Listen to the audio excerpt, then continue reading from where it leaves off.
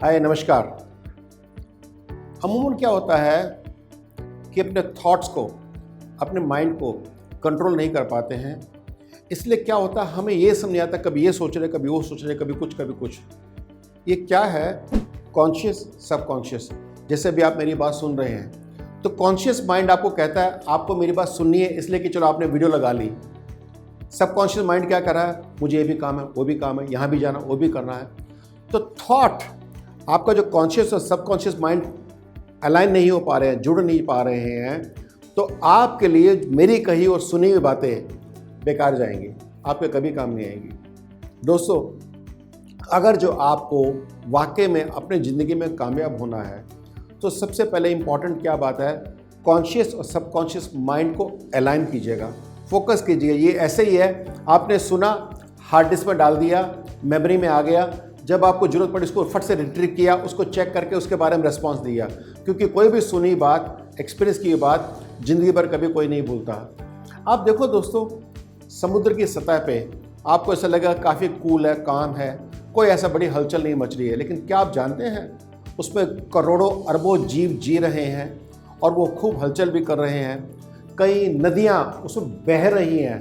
ये मैं फिर रिपीट कर रहा हूँ दोस्तों, गूगल पे चेक कर सकते हैं। समुद्र के अंदर नदियाँ बहती हैं स्पीड से, हाई स्पीड से, लेकिन उसके बावजूद समुद्र की सतह पे कैसे लगता है? सब कूल एंड काम है।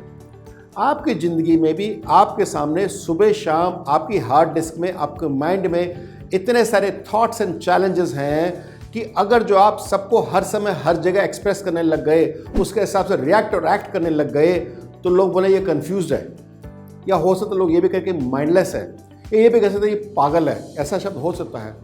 क्यों? पता है, उनकी गलती नहीं है। हमने अपनी पर्सनैलिटी को उजागर ही इस प्रकार से किया, हमने प्रेजेंट ही अपने हिसाब से किया। कभी हम कुछ बोल रहे हैं, कभी हम कुछ बोल रहे हैं। Never do that. आपको करना क्या है, आपकी हार्ड डिस्क में, आपकी मेमोरी में जितने भी थॉट्स हैं उनको रखिए, जरूरत पड़ने पर उसको कॉल कीजिएगा, और उसके बाद में जो आपको जब रिएक्ट जैसे करना है उस हिसाब से फोकस करके वो बात कहिएगा जिसका रेलेवेंट हो।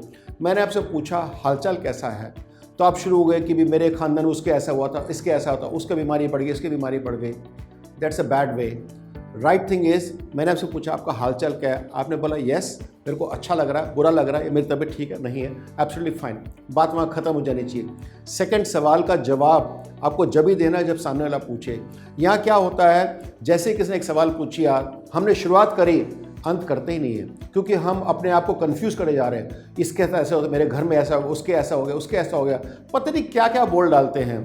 और अल्टीमेटली क्या हुआ, आपको जो अपना पॉइंट ऑफ व्यू डिस्कशन करनी थी, लर्निंग करनी थी, चाहे उनसे सीखना था या उनको सिखाना था, या आपको कोई काम या टास्क था, वो ख़त्म नहीं हो पाता है। फिर हम बोलते हैं यार बड़ा टाइम निकल गया लेकिन कुछ हुआ नहीं, और ज़िंदगी ऐसी ख़राब हो गई, कुछ चैलेंज ख़त्म हो ही नहीं पाया, हम ज़िंदगी में कामयाब या खुश ही नहीं हो पाए, हमें मिला ही नहीं कुछ भी।